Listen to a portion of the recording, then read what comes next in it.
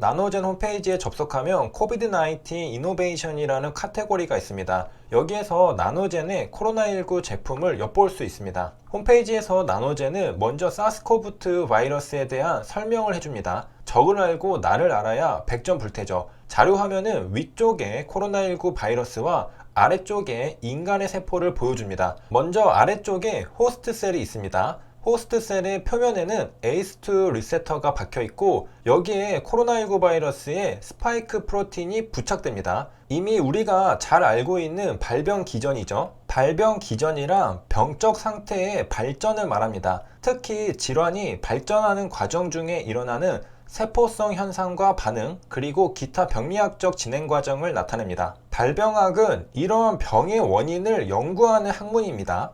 하나의 병의 원인을 규명할 때 엄정한 과학적 입장에서 생각하여 그 병에 대한 모든 원인을 안다는 것은 사실 거의 불가능합니다. 다만 그 중에 비교적 뚜렷한 것만을 인식할 수 있는데 불과하죠. 이를테면 결핵증의 감염은 결핵균의 체내 침입만을 그 유일한 병인으로 볼 수는 없는 것입니다. 하지만 결핵균은 분명 결핵을 일으키는 중요한 요인 중 하나입니다. 이와 같은 많은 병인 가운데 주요한 것을 주인이라 칭하고 중요시하고 있고요. 주인의 작용을 쉽게 만드는 병인을 부인 또는 유인이라 하여 간과하지 않도록 힘쓰고 있습니다. 다시 자료 화면을 자세히 들여다보면 주황색의 엔벨롭 프로틴이라는 것도 있는데요. 프로틴이니까 일단 단백질입니다.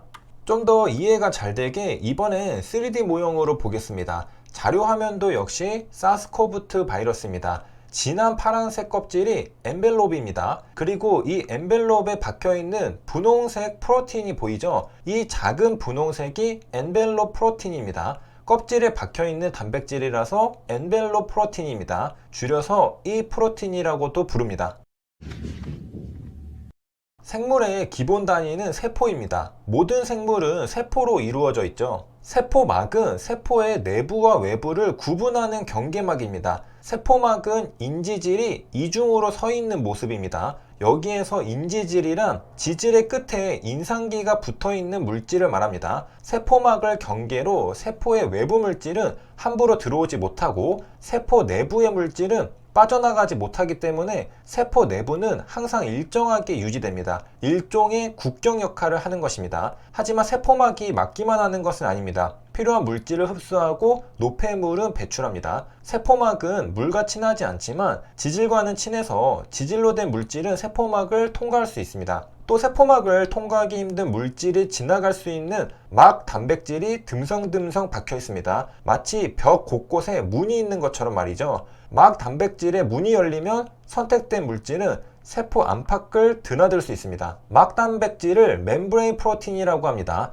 막 단백질은 용어가 생소한 것 같지만 세포막 단백질이라고 이해하면 쉽습니다. 세포막 단백질, 이름 그대로 세포막에 있는 단백질이 바로 막 단백질이죠. 세포막을 구성하는 주요 성분 중 하나가 바로 세포막 단백질입니다. 자료 화면에서 분홍색으로 표시된 단백질들이 바로 막 단백질입니다. 막 단백질은 세포막에 붙어 있거나 또는 세포막에 박혀 있습니다. 막 단백질은 크게 두 종류가 있습니다. 세포막 전체를 관통하고 있는 통합 단백질, 인티그럴 프로틴과 한쪽 면에만 붙어 있고 세포막을 관통하지 않는 주변 단백질, 퍼리포럴 프로틴입니다. 통합 단백질과 주변 단백질의 차이점은 무엇이 있을까요? 통합 단백질은 세포막 전체를 관통하고 있습니다. 그 끝이 세포의 내부와 외부에 맞닿아 있죠. 그 결과 통로의 역할을 할 수 있게 됩니다. 통합 단백질의 대부분은 물이나 수용성 물질, 특히 이온들이 세포 내액과 세포 외액 사이를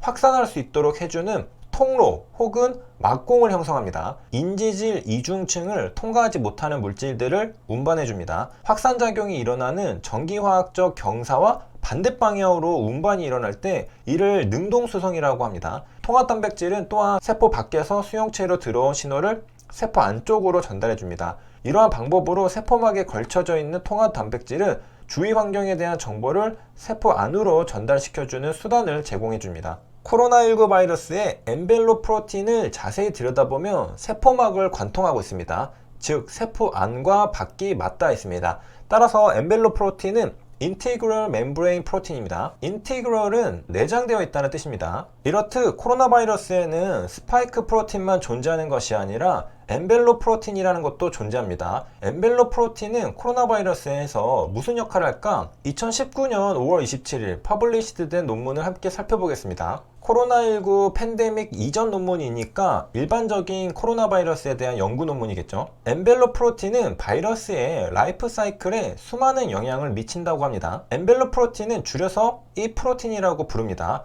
E 프로틴은 바이러스 복제에 필수적인 것은 아니지만 만약 이 프로틴이 없다면 아마도 레플리케이션이 감소할 수 있다고 합니다. 그러니까 이 프로틴은 바이러스 복제에 도움을 주는 역할을 하는 걸로 보입니다. 예를 들어 패서제네시스에 관여합니다. 패서제네시스는 병의 발생을 의미합니다. 발병 과정에 엔벨롭 프로틴이 관여하는 것이죠. 발병이란 인간에게는 병이 나는 것이지만 바이러스 입장에서는 새로운 터전을 찾아 새끼를 낳는 과정이죠. 자기 자신을 복제하는 과정입니다. 바이러스 인생 주기의 한 부분입니다. 엔벨롭 프로틴은 여기에 관여합니다. 이제 나노젠은 어떤 백신을 만드는가? Recombinant S protein subunit 백신을 만듭니다. 그리고 이건 실리카 나노파티클에 바인딩 됩니다. 실리카 이뮨 시스템에 대한 실리카 나노파티클의 탁사3 논문이 있는데요. 실리콘 기반 물질은 드럭 딜리버리, 식품 보조제 등에 광범위하게 사용됩니다. 실리카는 이산화규소라고도 합니다. 이산화규소는 이산화니까 산소 원자가 2개입니다. 이산화규소는 산소 원자 2개와 규소 원자 1개가 결합한 화학 물질입니다. 이산화규소가 결정화된 것이 석영입니다. 수정이죠. 이산화규소는 상온에서 고체로 존재합니다. 이산화규소는 모래와 유리의 주 성분으로 우리 주변에서 제일 흔하게 볼 수 있는 고체 물질 중 하나입니다. 모래와 유리의 주성분으로 지구 지각의 대부분을 차지하는 광물이라 웬만한 암석에는 이산화규소 성분이 포함되어 있습니다. 콘크리트의 주요 재료이기도 합니다. 자연에서 이산화규소는 흔해 빠졌습니다. 해변가의 모래나 흙이죠. 이산화규소는 모래와 유리를 구성하는 물질로 이산화규소의 위험성은 모래먼지의 위험성과 같은 말입니다. 입으로 삼킬 경우에는 소화되지 않고 배출되며 소화장애 이외에 별다른 질환이 보고되어 있지 않으나 기도를 통해 먼지가 폐로 유입될 경우 위험성이 보고되어 있다고 합니다. 기도 흡입 시에는 폐암 발생 가능성이 있습니다. 이산화규소는 경구 섭취 시에 안전한 것으로 알려져 있습니다. 과량 섭취 시 소화기 장애를 일으킬 가능성이 있으나 식품에 사용되는 정도는 안전하다고 하죠. 놀이터에서 모래알이 입에 들어가도 거의 탈이 없는 것이나 마찬가지라고 생각하면 됩니다. 유럽이나 미국에서도 이산화규소는 식품 첨가물로 사용되고 있습니다. 물을 얼리면 얼음이 됩니다. 동결은 냉각시켜 얼어붙게 만들었다는 뜻입니다. 또는 추위로 얼어붙었다는 뜻입니다. 반면에 고결은 엉기어 굳어졌다는 뜻입니다.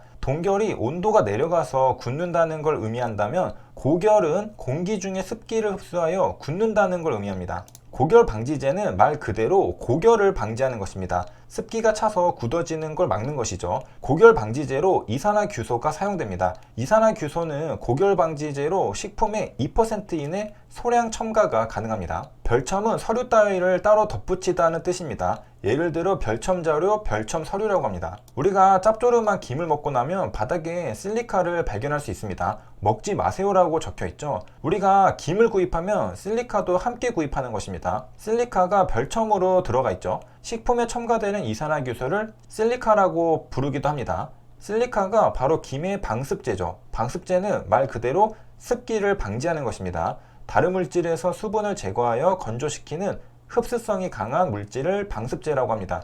대표적으로 김에 들어있는 실리카 젤이 있죠. 이산화규소는 모든 종류의 아이스티, 커피, 가루차, 알약, 가공소금 등 가루 성분의 모든 가공식품에 들어갑니다. 치약에도 들어갑니다. 또한 이산화규소는 반도체에서 엄청나게 활용되는 물질입니다. 웹페이지 맨 하단에는 나노콥이라는 제품 사진이 나와 있습니다. 스프레이라고 하죠. 인젝션도 있고요. 아이드롭도 있습니다. 세 줄 요약입니다. 이 프로틴은 인티그럴 프로틴입니다. 코로나19 바이러스 복제에 도움을 주는 걸로 보입니다. 나노젠의 코로나19 백신은 실리카 나노파티클을 사용하지만 실리카는 식품에도 2%는 넣을 수 있으니 대량 투입만 아니라면 안전하다고 볼 수 있습니다. 이산화규소가 결정화되면 석영입니다.